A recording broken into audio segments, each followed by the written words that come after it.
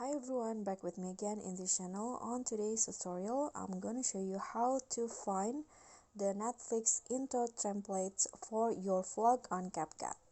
So here I've already on the CapCut apps. You just need to click on the template button here and then click on a search column. Then type in the keyword Netflix intro template. Okay, so you'll find there are lots of options that you can choose. You can just select one, for example like this.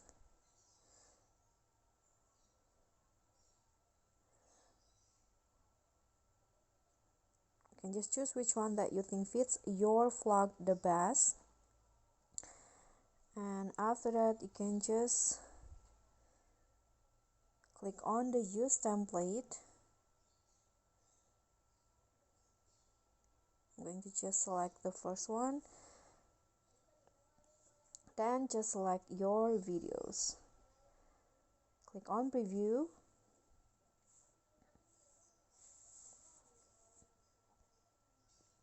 Okay, so here is the preview, and you can just here you can change the text if you want, and you can also